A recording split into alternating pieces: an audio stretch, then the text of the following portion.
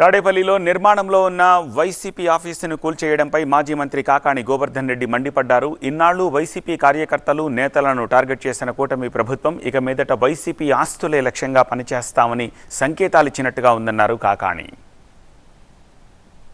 శాసనసభ్యులందరూ ప్రమాణ స్వీకారం చేసి ఈ రోజు నుంచి మీరు చేపట్టినటువంటి ఘనకార్యాలు ఏమిటి అంటే వైఎస్ఆర్ కాంగ్రెస్ పార్టీకి సంబంధించినటువంటి వ్యక్తులు, నాయకులు, పార్టీకి సంబంధించినటువంటి ఆస్తులు కూడా ఇప్పటిదాకా వైఎస్ఆర్ కాంగ్రెస్ పార్టీ నాయకులు, సానుభూతి పరులు, కార్యకర్తలకు సంబంధించినటువంటి ఆస్తులు ధ్వంసం చేశాం. ఈ రోజు నుంచి వైఎస్ఆర్ కాంగ్రెస్ పార్టీకి సంబంధించినటువంటి ఆస్తులను కూడా ధ్వంసం చేస్తామని చెప్పన్నట్టుగా ఈ రోజు నుంచి నిన్న ప్రమాణ స్వీకారం చేసినటువంటి శాసనసభ్యులు, కొత్తగా కొలువుదీరినటువంటి శాసనసభ ఈ రోజు దానితో పని ప్రారంభించింది. ఇంకా రాబోయే రోజుల్లో వైఎస్ఆర్ కాంగ్రెస్ పార్టీకి సంబంధించినటువంటి ఆస్తులను కూడా మేము మిగలనివ్వమో, వాటి మీద కూడా దాడులు చేస్తామని ఒక సంకేతం ఇవ్వడం జరిగింది. ప్రభుత్వంతో పాటు ప్రైవేటు ఆస్తులకు కూడా ప్రస్తుతం రక్షణ లేకుండా పోయిందన్నారు కాకాణి. ఆక్వా రైతుల పొలాల్లోకి వెళ్లి విషం కలుపుతున్నారని ఆవేదన వ్యక్తం చేశారు. ఫిర్యాదు చేస్తే బాధితులపైనే పోలీసులు రివర్స్ కేసులు పెడుతున్నారని విమర్శించారు. బాబు తెస్తానన్న గొప్ప సంస్కరణ ఇదే అని ప్రశ్నించారు కాకాణి. ఇటువంటి సంస్కృతిని ఎన్నడూ ఎక్కడ చూసినటువంటి పరిస్థితి లేదు.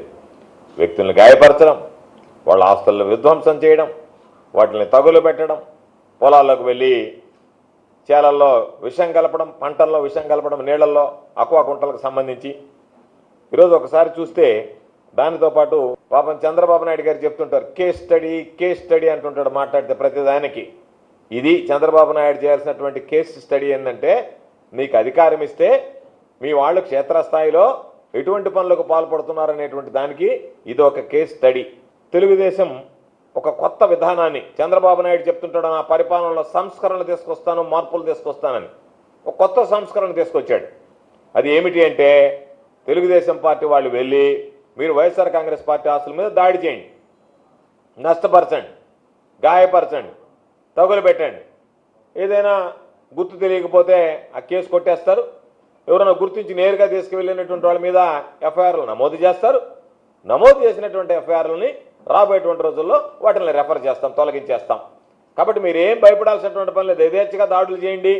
మీ మీద కేసులు పెట్టినా మీరు భయపడాల్సినటువంటి అవసరం లేదు. ఏ ఒక్క కేసు కూడా ఛార్జ్ చేయము. ఛార్జ్ చేయకుండా మేము అందరినీ కూడా వదిలేస్తాం.